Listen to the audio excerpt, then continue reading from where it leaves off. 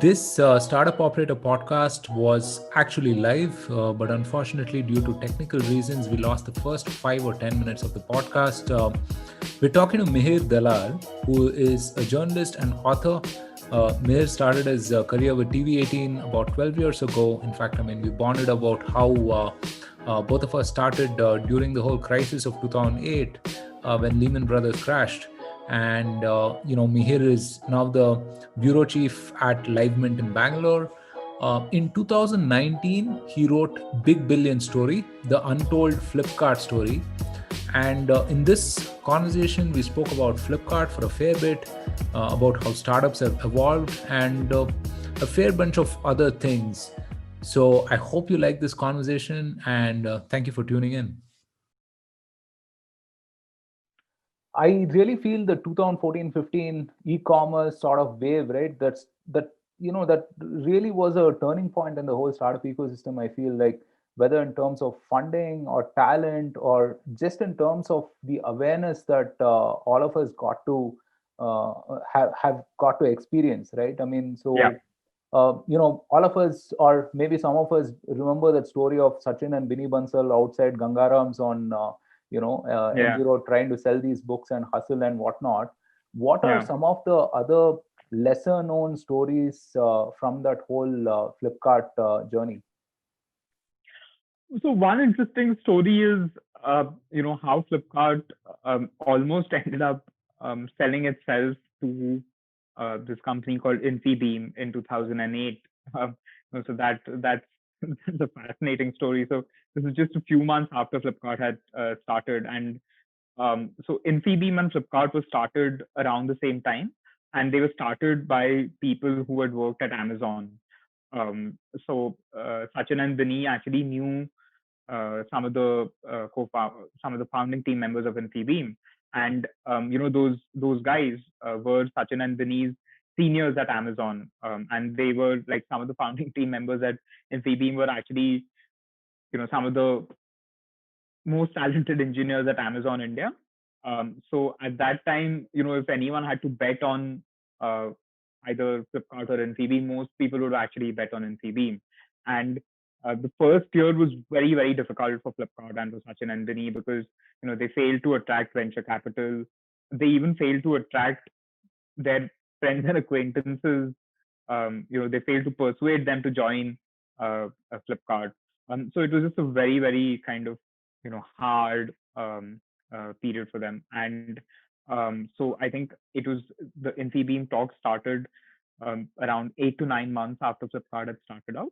So the Infibeam founder, this guy called Vishal Mehta, he was another former Amazon employee, but he didn't know Sachin and Binny at Amazon because he used to work at Amazon US.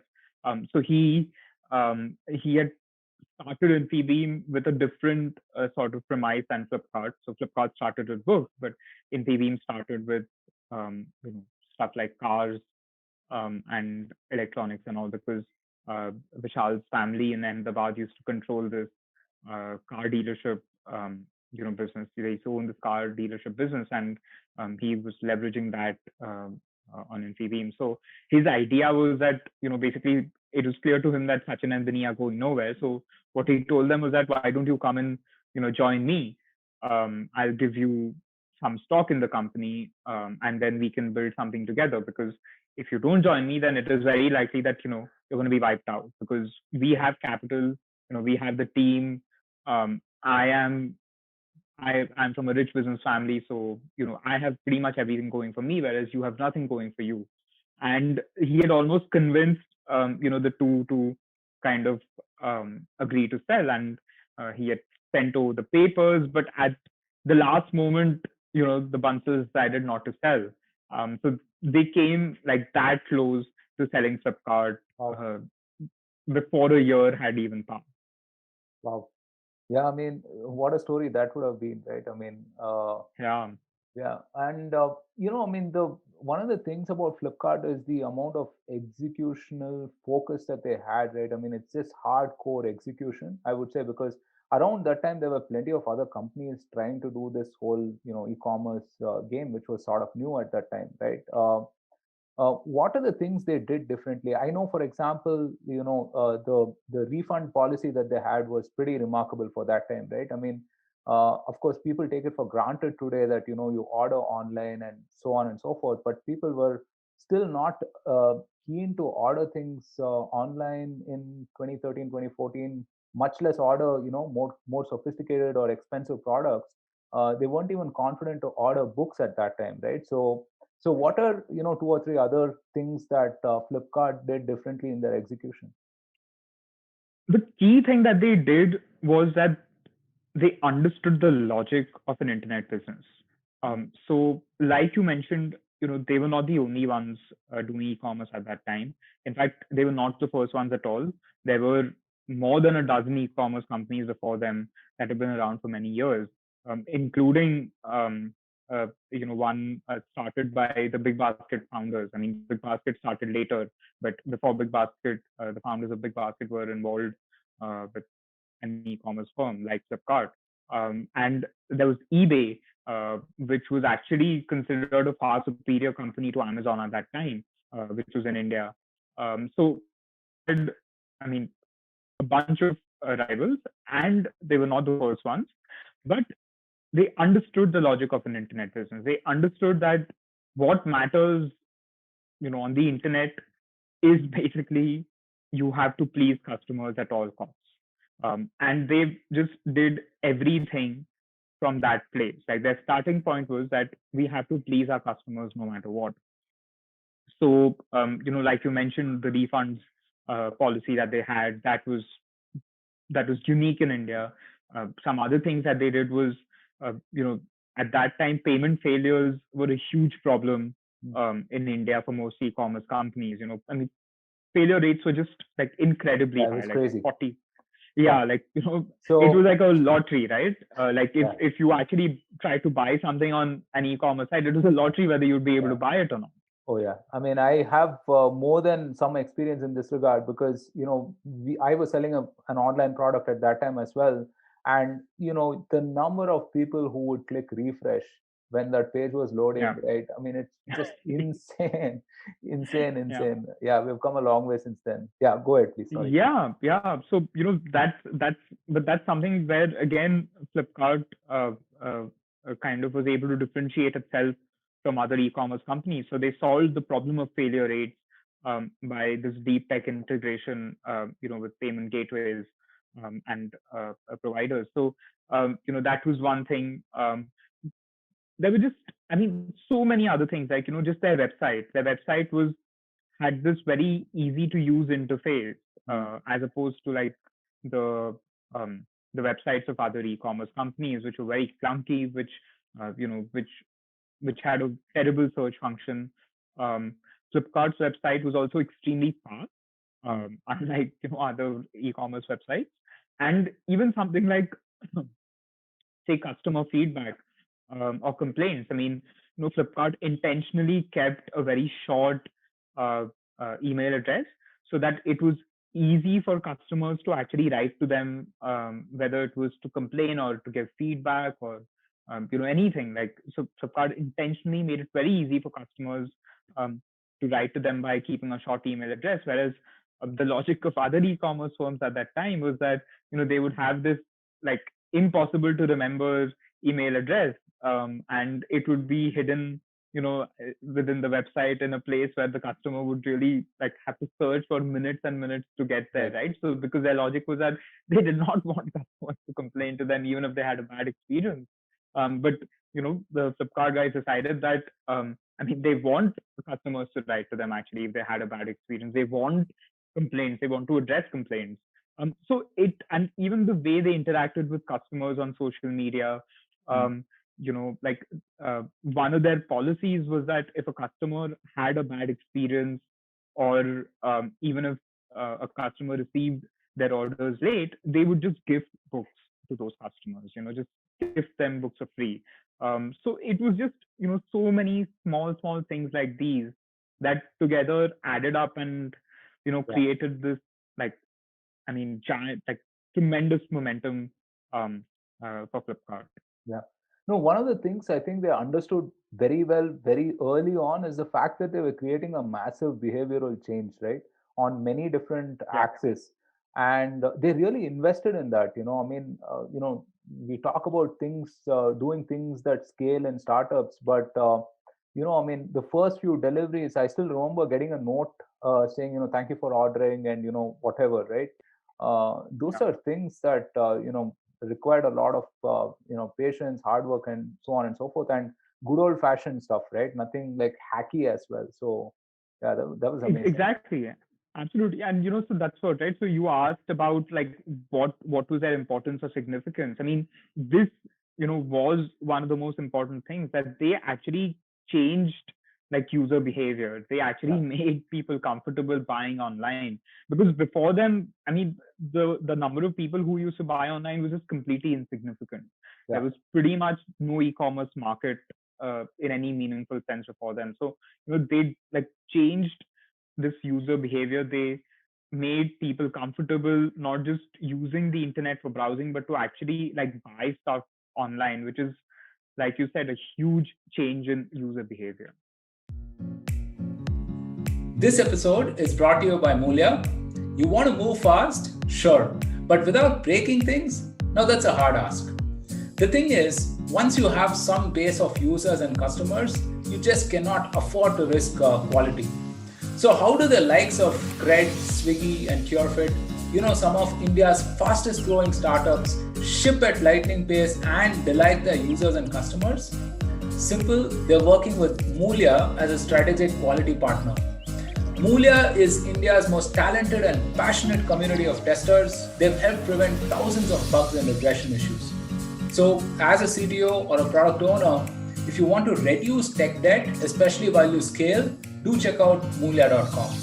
I've interviewed Mulya's founder and CEO Pradeep on the podcast earlier, and we spoke about how startups can improve quality while scaling and things to that effect. You should definitely check it out. I'll link to it in the description below. Now back to your regular programming.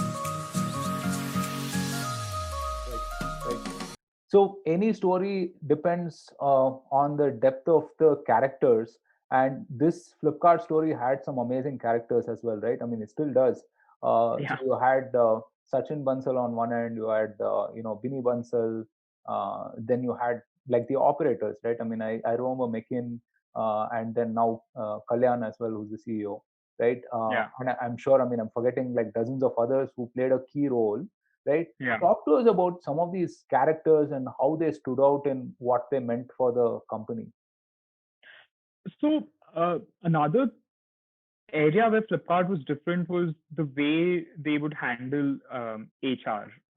Their policy was that they wanted the smartest people to work for them. So, if these people were difficult, that was not a problem. They would um, just manage them and get the best out of them. But they wanted to get the best people and the best team. And they were really lucky. I mean, they were not just really lucky, but of course they were. It was by design, but there was also a luck because they managed to kind of build this team. That was not just very skilled, but that was also. I mean, there was a lot of camaraderie that was there in that early team of Flipkart in the first 4 years. Um, so yeah, I mean, they were able to do this.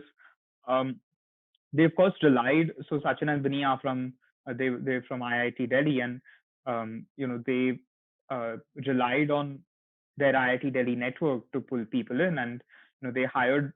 So they were actually not that great with people themselves, but they hired people, who were actually really really good with people, Right. right? So, they hired people like Mekin, like Sujit Kumar, who's now one of the co-founders at Udaan, and a bunch of others. So these people, in turn, brought, their friends, their acquaintances, and just generally were able to hire very, very talented and hungry people. Yeah. So if I were to pin you to three things you can learn from Sachin and Binny, what would it be? So I think as far as so one thing is that um, the two of them were able to between the two of them they were able to um, decide, you know, what each one would do and what each one was good at, in a fairly smooth and complementary way for much of the first 7, 8 years of Flipkart's journey. And I think that's key because it was not so both of them are engineers, right? But it's not like they had worked at a startup before Flipkart. So it's not like they knew how things were done. And there wasn't much of a startup ecosystem, so there were no people to go um, uh, to, especially when Flipkart was scaling. How do you handle scale, right? What are the founders' responsibilities? How do they deal with each other as much as others? So these are things that they were the first ones to kind of address and to face uh, within the startup ecosystem. And I think they handled that really well. So they complemented each other amazingly for the first 5 to 6 years of Flipkart's journey. So that's one thing. I think the second thing is that it was clear for the first, again, 6, 7 years of Flipkart's journey between the two of them as to, what each one did and what were the weaknesses of each other. So, for instance, it was clear that Sachin was like the big picture guy, the vision guy, whereas it was clear that Binny was, someone who preferred to be the operator, the behind the scenes kind of guy who was more comfortable handling operations and um, the back end. So that's the second thing.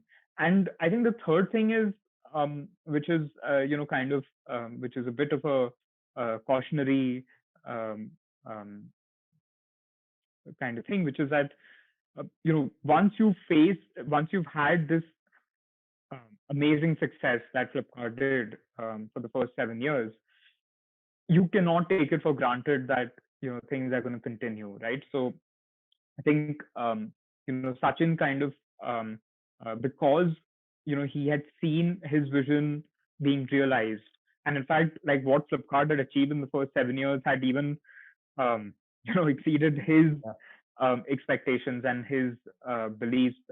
So I think what happened after that was that he was he thought it was inevitable that technology was going to change commerce, and he just kind of took it for granted. So instead of figuring out how to bring those changes through technology, he took it for granted that those changes would happen. And I think that's a big lesson from the Flipkart story, which is that you know you want to avoid the trap of this kind of technological determinism, because like while change will happen, while technology will change things, the people who will reap the benefits of those changes are actually the ones who have their eyes on the ball all the time, and who do not like take things for granted. Right. Um, I'm thinking of a juicy counterfactual that I can throw at you, right? So, uh, if not an acquisition from Walmart, what do you think would have happened to Flipkart?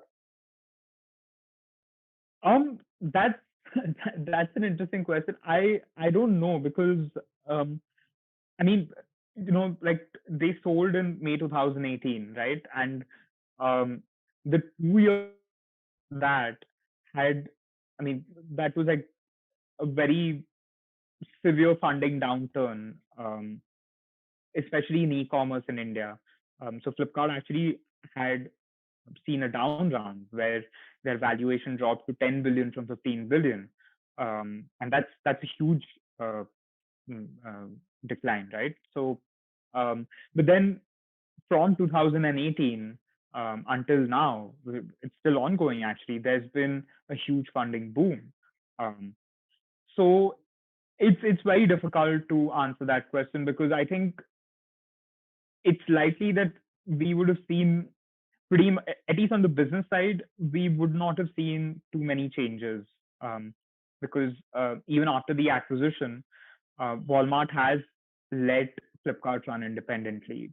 And as far as the the people actually running Flipkart, as far as that question is concerned, uh, in 2018, Kalyan, who's the current CEO, was pretty much running the show even then. And PhonePe, which is their other big asset, they were also running independently. So, I mean, I don't think we would have seen too much difference between, um, like say if the acquisition hadn't happened. Of course, one thing that Flipkart would have had to do if the acquisition hadn't happened is to raise funds, to raise capital, right? So I think that would have been something that would have occupied people like Kalyan far more than what it has, because the acquisition by Walmart has really allowed the Flipkart team to not worry about raising money, right? The biggest difference, though, is of course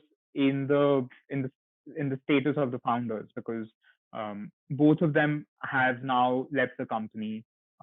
Vinny's still on the board, but Sachin has kind of broken off all links with the company.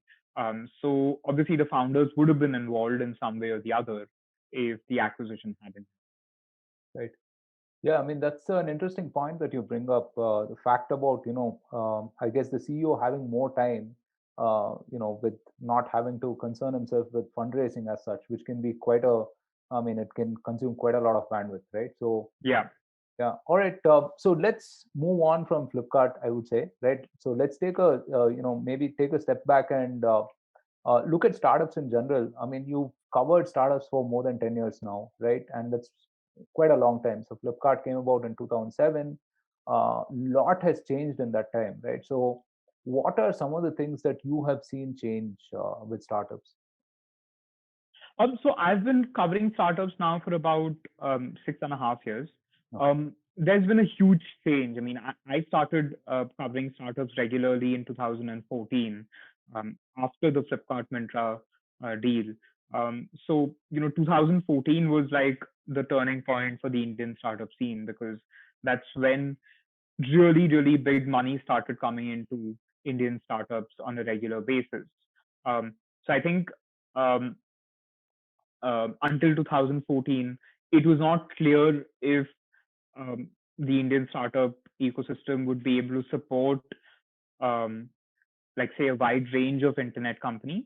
So e-commerce was happening, but it wasn't sure if food delivery could happen, if grocery delivery could happen, if cab aggregation could happen.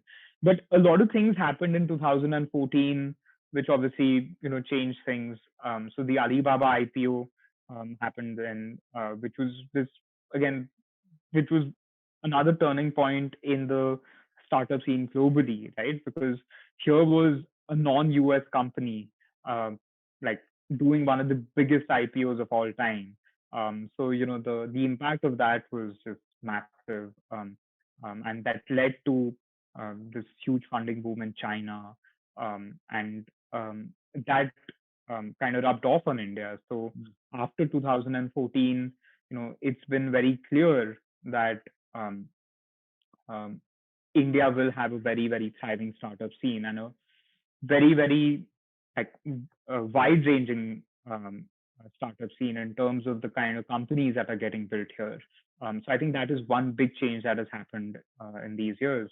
Another change is in the relationship between founders and investors. So before 2014, I mean, investors were easily far, far more powerful than entrepreneurs, right? Like, and that was actually quite unique to India, because by then, because China had started throwing up these huge internet companies like Baidu, Tencent, Alibaba, um, JD, the entrepreneurs over there had become or were on their way to becoming as powerful as the Silicon Valley founders, right? Because in the Valley, I mean, we've seen this, kind of, it's a seesaw. So at, during some periods, founders are far more powerful than investors. During some periods, investors are more powerful than founders. But it's it's safe to say that over the last 10, 12 years, there's this clear trend in the Valley where almost all VCs now have to accept the primacy of the founders. Uh, you could never see that in India until 2015. Yeah. So and again, Flipkart's success has a lot to do with it. Um, so after 2015, we've seen this kind of play out in India, not to the extent as it is in the Valley, where a lot of powerful founders have differential voting rights and stuff like that. But in India as well, now it's clear that investors will let founders kind of have um, like founders are more powerful than investors, especially the founders that tend to do well. So that is another big change that has happened in the last 5-6 years. I think the other thing is um, this approach that has taken hold in India, which is similar to what we've seen in the US and China, which is that growth is now by far the most important metric. It's not about using capital efficiently. It's about market expansion and market share. Market expansion and market share are far, far more important than using capital efficiently. So that was not the case at all before 2015, 2014, 2015, because in that time, for most startups, the key thing was actually to use capital efficiently and to build, your business in in a reasonable way, even if it's not a profitable business. But from 2014, the most important metric is growth. So that's another huge change that has happened in the last 5-6 years. Yeah. No, I mean, that's an important point as well, right? Because you didn't really have those growth stage funds anyway. I mean, not that there Yeah. is, there are too many right now, but I mean, definitely relative to, what it was 6 or 7 years Yeah, back, absolutely. So I guess, that ambition has been fueled by all of these changes that have happened joining. Yeah. And it's crazy, right, how far we've traveled. Because I mean, if you look at Silicon Valley, it's at least 6 decades old, that whole, from when, Fairchild Semiconductor and the treacherous eight and all of that, right? I mean, and I would say in India, I mean, we're probably about 2 decades old. I mean, if you count the whole Naukri and Just Dial and all of that, the dot-com era guys, and then you have the second wave with Flipkart, Ola, and then now possibly the third wave that we're on with all the SaaS startups that are coming about, right? I mean, we've traveled quite a bit for an ecosystem that's about 2 decades old, I would say, right? Yeah, travel quite a bit, and I think what another big change actually is, um, this patience that investors have with companies not going public, not listing their shares, not looking for IPOs, for like more than a decade, right? Like Flipkart was started in 2007. It received its first venture round in 2009. This is 2020, and an IPO is nowhere on the horizon. I mean, not nowhere, but it's still at least 18 months or 2 years away. So that's a really, really long time for a company to stay private, especially a company that has raised so much capital. And I think you've seen that across so many startups where investors are willing to wait, and are willing to kind of allow founders to stay private for far, far longer periods than, say, they would have thought in the 2000s. Because at that time, it was clear that you do a Series A, Series B, Series C, but I mean, beyond Series C was like, it was inconceivable that you could go to a Series F or a Series H. I mean, but now that's the norm. And again, that has to do with how easy it is actually to get capital, because there's just so much free money, you know, uh, circulating in the world, because of low interest, partly because of low interest rates in the US, that like these companies are being allowed to stay private for far, far longer. Yeah. I mean, absolutely. I mean, you can look at the cred story, right? I mean, what they raised about, I think about 100 million or something in the third or fourth year Yeah. of operations, right? And I think that amount of trust has gone up tremendously, right? I mean, it's no longer the startup Indian startup is no longer an experiment right now. I mean, it's a reality.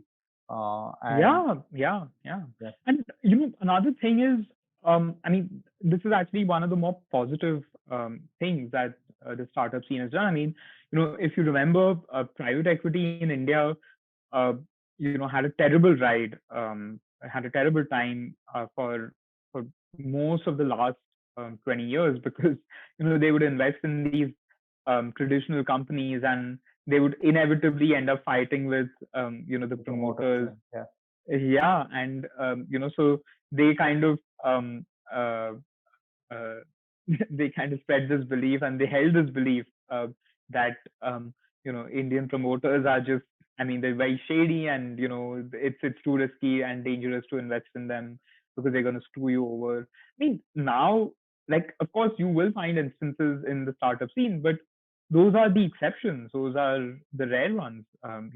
Now, uh, like, very few venture investors will shy away from investing large amounts of capital because they doubt the founder's character.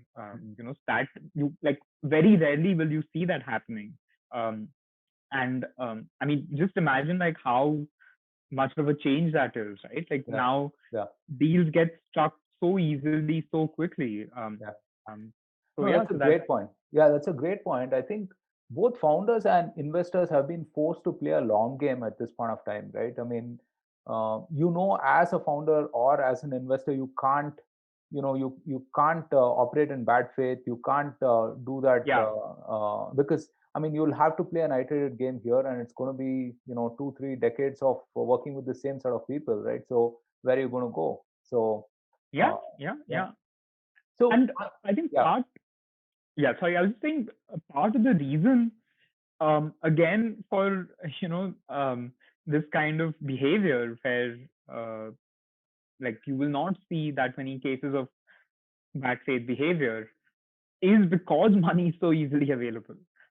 So there is actually very little incentive for founders to try and screw over investors, because Right. now there's so much easy money available, so much money available, if you do things the right way, or if you do things the way the investors want in that basic way, right? So why would you cheat? Like, why would you, want to cheat? So I think it's funny that because money is actually so easily available, I Mm. mean, the rate of bad behavior has actually gone down. Yeah. No, I think people have become smarter also, right? I mean, because I'm tempted to say kinda, but I think they've realized, because you look at the case of like founders liquidating some of their equity in Series B, Series C, and so on, right? I mean, that's a huge factor, right? Because I mean, earlier as a founder, you were looking at some kind of imaginary goalpost at some time Yeah, in the future for you to make your money, right? So yeah, and at this point of time, I think those sort of things have certainly helped stay invested, and also like operate in a decent way, I suppose, from both sides of the table. Yeah. right. Yeah, and actually, like, when the way founders um, earn money even before an exit. That actually is also the biggest source of exits for investors, because because IPOs and M&As are still very rare in India. Um, the only way investors are able to get exits is through secondary share Mm. sales. So because, I mean, you're seeing investors also in a way, um, uh, uh, like, generating returns without the startup actually seeing an exit. They are obviously going to be, um, uh, uh, like, they will have to give some exits to founders as well, right? Because it just looks really bad if you're an investor and you're taking exits for yourself, even though the company hasn't exited, but you're Mm. not letting the founders do that. So Yeah. I think this works for both the early stage investors and the founders. So one of the things that you've seen is, early stage investors and founders tend to be on the same page and on the same side, as opposed to later stage investors. Yeah. So, that's another dynamic that Yeah. is very, very Yeah. evident at companies. Yeah, an extension of that was the number of ESOP buybacks that you saw last year, right? I mean, ranging from Zomato to Urban Company to Swiggy, I think, and a few others. I mean, Yeah, Unacademy yeah, as well, and many. so on, Yeah, Razor right? Pay. Yeah, Razorpay. I mean, Yeah, this again reinforces the trust and the faith in startups, right? The fact that people can actually make money, and you yeah, don't really have to wait for some imaginary time in the future for when all of your time and effort will pay off. yeah, yeah, yeah. Absolutely. Yeah, that's yeah. I mean, now uh, there is a lot more faith in ESOPs Mm. among startup employees, which was not the case Yeah, 7, 8 years ago because ESOPs were just completely worthless. But having said that, like most startup folks actually still end up having a bad experience with ESOPs. mm. Um, and that is partly to do with the the relative lack of exit, um, and partly to do with the lack of standardization in ESOP treatment and policies across startups. So while the ESOP situation has improved, I mean, if you speak to most rank and file folks who work at startups, I mean, you still hear that they don't have a good experience with ESOPs. Yeah, So yeah, so I think that's something which, um, and I don't think that's something that can be really resolved in any serious way until there are a lot more exits in India, like a lot more yeah. proper exits in India. No, and also I think it comes down to just creating that awareness and also educating people about what the hell these ESOPs mean, right? I mean, because uh, see, I don't think a lot many people understand liquidation preferences, accelerated vesting, what is a cliff, etc., etc. And I think founders and startups being proactive on that front and telling people exactly what those clauses mean is super important, right? Because otherwise, I mean, you're left with something like an 18-page document that you have to sign, and uh, Yeah. it's not like you're going to go to your lawyer and like have him go through all these things and do stuff, right? I mean, most of the Yeah, people it's like a mutual fund document. exactly who reads all these things anyway, right? So Yeah. you just basically sign that damn thing and hope that the founder will do good by you. Uh, True, true. I agree with that, but I still think that even if there was more awareness, mm, I'm not sure if people would still have substantially better yeah, experiences, yeah. simply because I mean the No, your whole point your like point about exit and M&As are absolutely right, right? Because obviously, I mean, that is a central thing. They have to in yeah, order for these people to see money anyway. Right?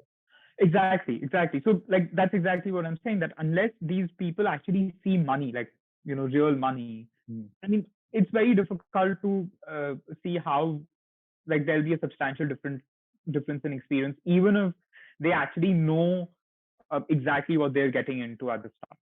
Yeah, yeah. All right. So, what are some of the things about the current startups or founders that kind of excites you? Like, when you look at the new founders and new startups or whatever, what are like two or three things that excite you about them? One thing is that you're starting to see more talk among investors and founders that they need to they need to build startups in a more sane manner, and not really chase growth. Mm. Um, I mean, there's just I think it's mostly just talk right now. We're yet to see if it'll actually bring about a substantial difference in the way companies are built. Because even like in 2020, where for 3 months of the year deal making was like just impossible, right, because of the lockdown. I mean, there was still like so much capital available in the second half of the year. And when capital is available so easily and so freely, it's very difficult to see how um, you're going to see a more sane way of doing business. So it's we're yet to see if that talk will translate into practice. But certainly now you're seeing a lot more talk about the need to build companies in a more sane way. Um, the other change, uh, or the other thing that is uh, a bit encouraging to see is that um, is just is just that you're seeing a lot more people um, have the confidence to start company than like you were seeing 4 5 years ago. Yeah. And this is something that I hear from many investors, in fact from pretty much all investors, that the quality of entrepreneurs has increased dramatically in the last 2 3 years.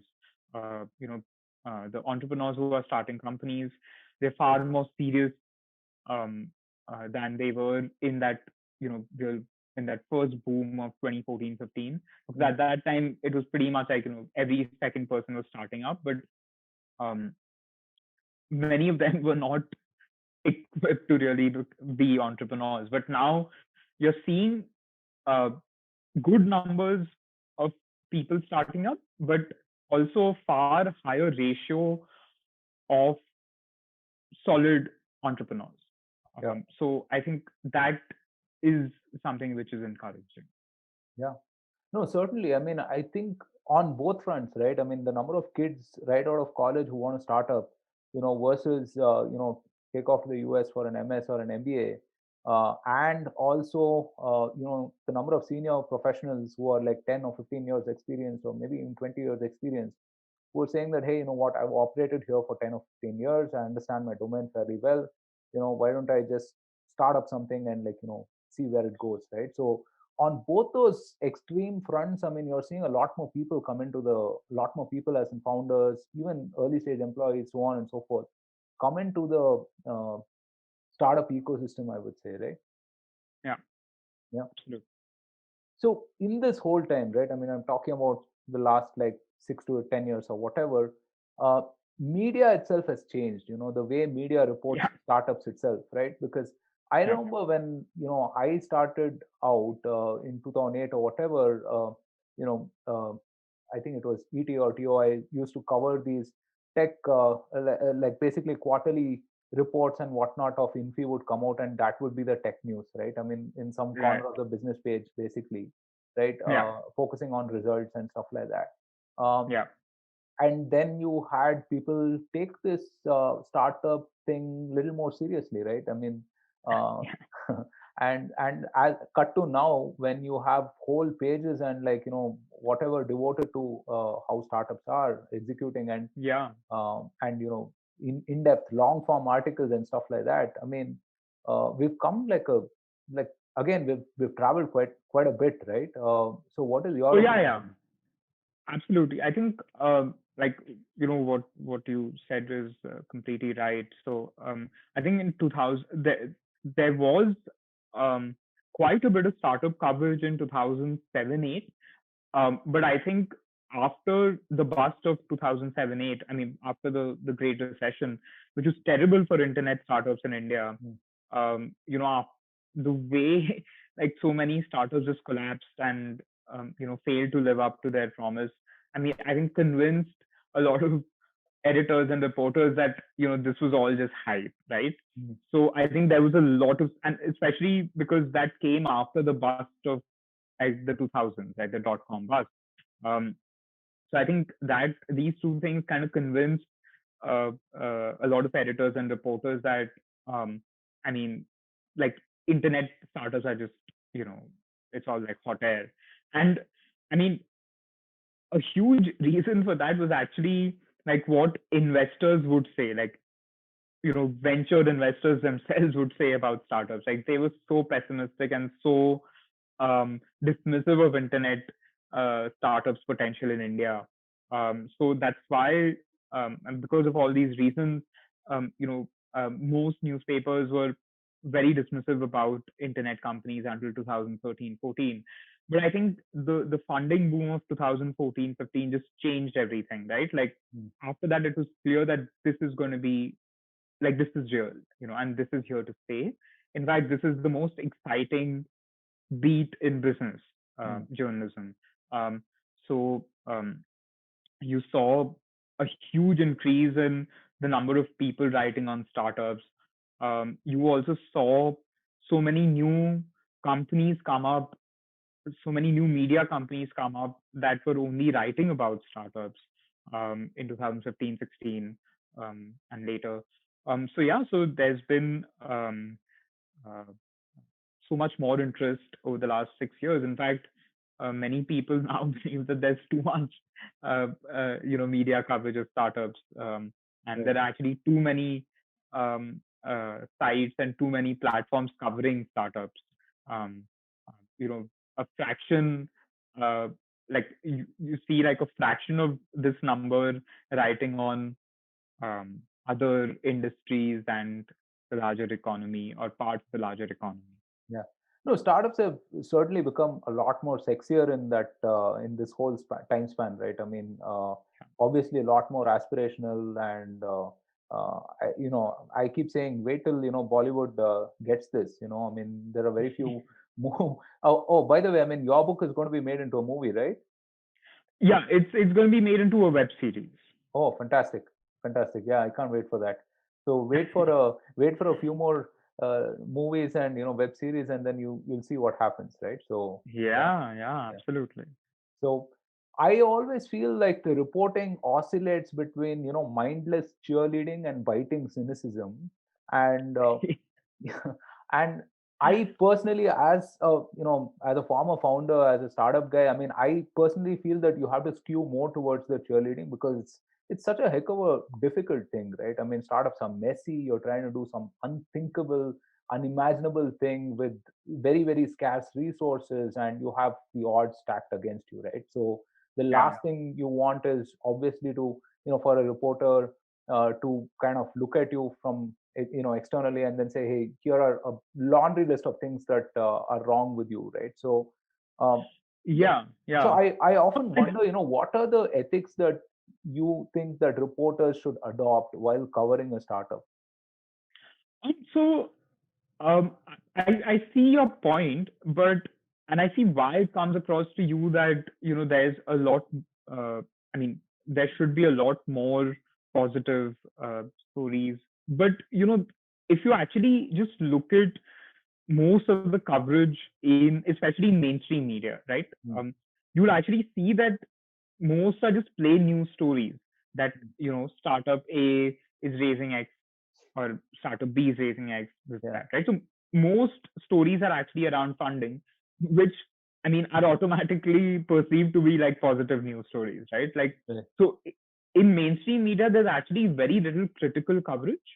Um, so I actually think that um, reporters should strike that balance of providing the critical view about companies that they're writing about from the start, because Mm, what like the reason that a lot of people feel that there's a lot more negative coverage is that, like it's like what you said, right? It kind of oscillates between like like either it's like very positive or it's very negative. mm, But but I think that's actually reflective of like how the startup world works. mm, Because I mean, I can tell you, like say with regards to Flipkart, right? Like say from 2014 to 20 to the end of to like say to yeah the end of 2015. mm, I mean, the company was just like you know they went from a valuation of um 1.8 or 2 billion at the start of 2014 to 15 billion in a matter of like 15 months. Like how do you make sense of that? Like, mm, especially in India, like because we had never seen anything like that, right? Like, I mean, Flipkart was not a penny stock. It was this huge e-commerce company. So you're seeing a company go from 2 billion to 15 billion in a matter of 15 to 18 months. And then like literally 2, 3 months later, you're hearing, I mean, from their own investors and other people, including their own employees, about how the company is in deep shit, mm, and how they can just collapse. mm, So, I mean, like, how do you make sense of it? Like, mm, as a reporter, because, like, logically, the market cannot have changed so much in 3 to 6 months, right? But I mean, a lot of um, internet um, uh, startup like activities and the sentiment around them is actually driven by momentum and by Mm. investor sentiment, right? So you have to respond to that, like, because that is the reality of that Yeah. startup. So I think this oscillation, it's impossible to avoid. One of the ways to kind of temper that is Mm. to actually provide a more rounded, a more balanced view right from the start. So even if the company has, say, gone from 2 billion to 15 billion, you mentioned that, look, this is strange. I mean, this is not normal. These are the risks that this company faces. And these are the pressures that the company now has to justify this kind of valuation. These are the things that, these are challenges that it faces on the business side. So if you do that from the start, then it's less likely that your readers will be surprised if there is a downturn or if there's a decline, right? Because right now, the reason people feel that there's oscillation and there's like crazy oscillation is because, like, you're used to reading stories for 6 months that Mm. keep telling you, oh, this company is doing fantastic. They're hiring, like, the best talent from the Silicon Valley. They're raising crazy amounts of money. And then 2 months later, you're reading the complete opposite. Oh, that this company is on the verge of collapse, right? So as a reader, you just feel like, what the hell. So, but if in those first 6 months, if as a reader you knew that, look, these are the risks that this company faces, then it's less likely that you would feel that there is oscillation. Yeah. So if a reporter actually provides a more balanced and a more rounded kind of coverage uh, throughout the course of his coverage, then I think readers will obviously be less surprised and will be less, or will not feel that, um, like, like there's there are shocking things happening. Yeah. No, that's a very fair point, right? I mean, I feel like whether it is the private market or public market, I feel like the fundamentals of a company don't change in a month or 2 months, right? I mean, it's crazy. I mean, how things happen that way.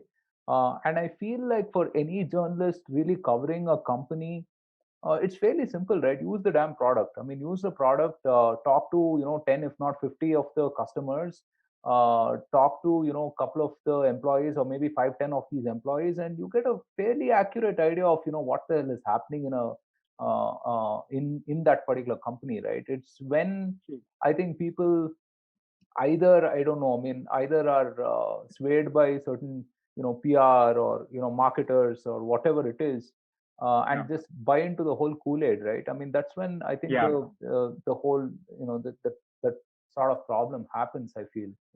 Yeah, you're right. You're right on that front. But I think, what I would add to that is that the challenge really is with companies that are completely reliant on capital, right? Because Mm. over there, I mean, like, how do you then kind of determine what the fundamentals are? Mm. Because if a company requires capital every, say, 12 to 15 months Mm. to even survive, Mm. then, like, then that company is just inherently unstable and volatile, and it is going to, like, unless capital keeps coming in, that Mm. company will have to uh, will swing one way and the other, right? Like, because, like, Yeah. say, and that's Yeah. what happened with So, Snapdeal.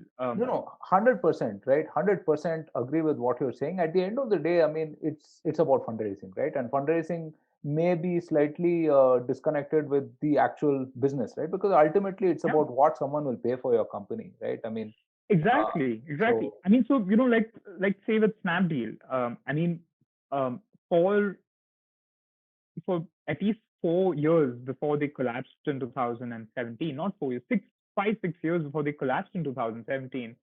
As a reporter, you would meet so many people, who would keep saying that, oh, this company is just, it has nothing, it's going to mm, collapse anytime soon.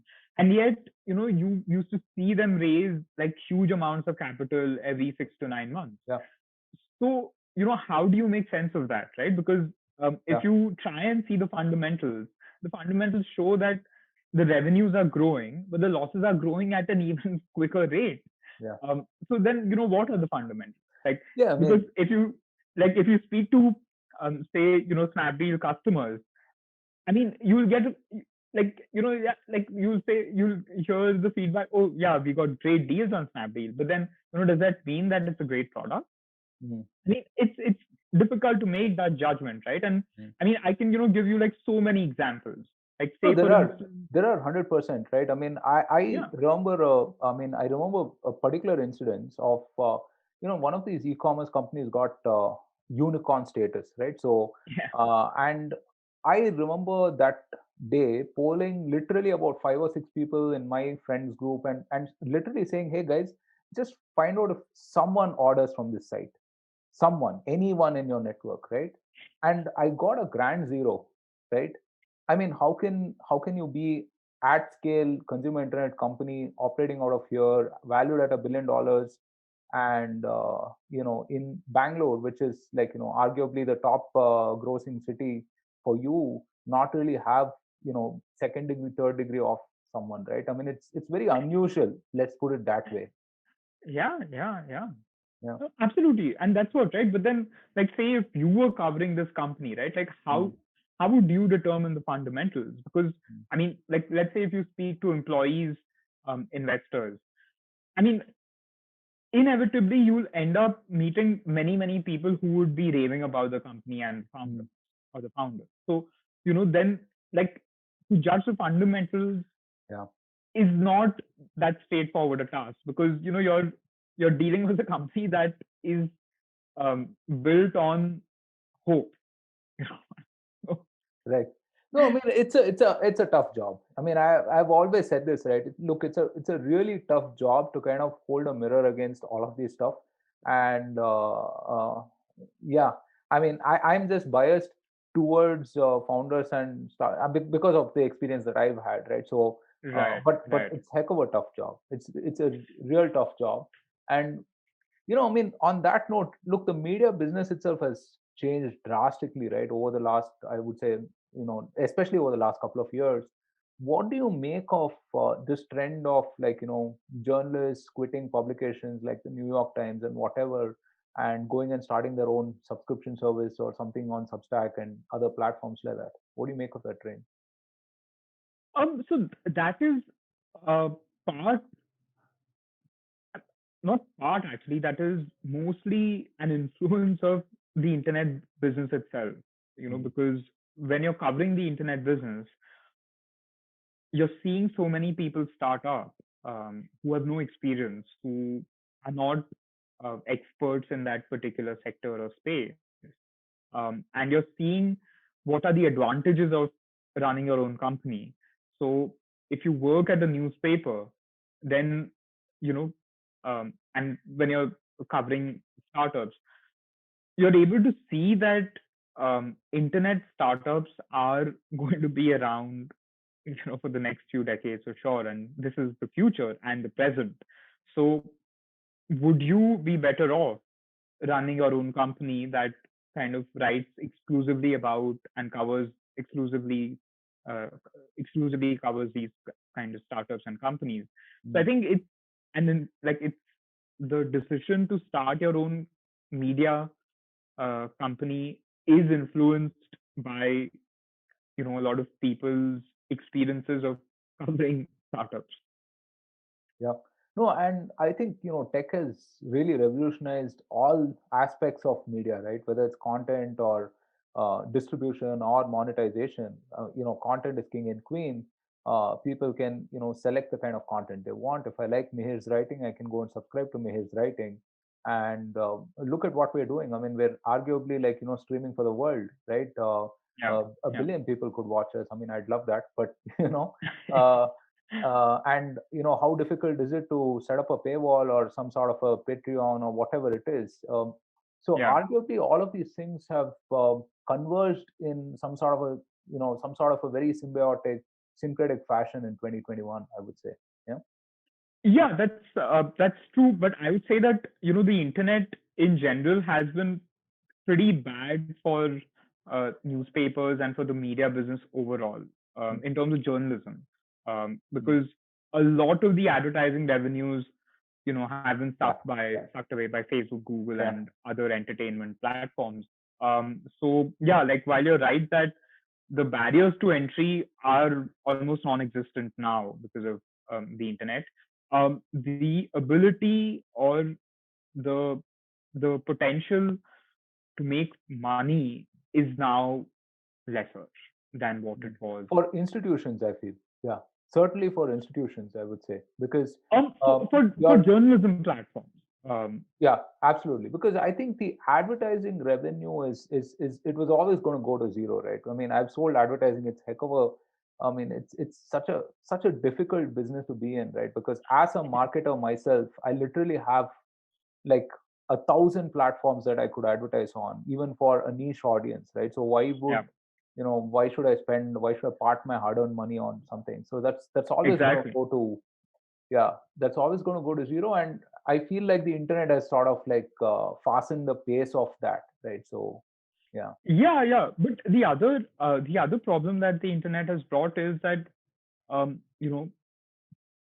selling subscriptions is actually really, really difficult. It's actually even more difficult than getting advertising revenues, because just think about it as a user, as a reader. I mean, how many subscriptions will you really buy? How many subscriptions can you really buy, right? Like, I mean, it's just not practicable for you to buy more than 4 or 5 subscriptions, unless you're a very serious reader of and a kind of reader of news. It's very unlikely that you'd have more than even 2C subscriptions. In fact, most people don't even have a single subscription, to a news platform. So, I mean, it's become even more difficult to sell subscriptions now than it was earlier. Yeah, something to ponder about. I mean, it's certainly harder, I would say. I mean, it's certainly harder to run it's certainly hard to run a media business, I mean, just so many avenues and so on. Okay, I want to end this discussion on a positive note. So I'm going to ask you, it's 2021. We've just started a new year, a new decade, in fact. What are you optimistic about for everything that, you're involved with going forward? I think it's very difficult to be optimistic right now, but I think I'm optimistic that by the end of the year, hopefully the pandemic will end in any meaningful way. So I'm hopeful that at least by the end of this year, some sense of normalcy will resume, and people will be able to step out again without fear of dying. They'll be able to meet other people, meet their friends, family members, etc. So yeah, I'm hoping that say by January 2022, I mean, in places like Bangalore, Bombay, Delhi, people can step out without fear of losing their lives. All right. So Mihir, this has been a fascinating conversation. Thank you so much for making the time. And let's hope that people are out and about at the earliest. Yeah. Thanks a lot, Roshan. All right, cool, man. Thank you. Bye. Thank you so much for listening. If you liked this episode, then don't forget to subscribe to us on your favorite platform and share this episode with all of your fellow startup operators. Also, follow the Startup Operator on LinkedIn and Twitter for more updates. Stay safe, take care, and see you soon on a brand new episode of the Startup Operator.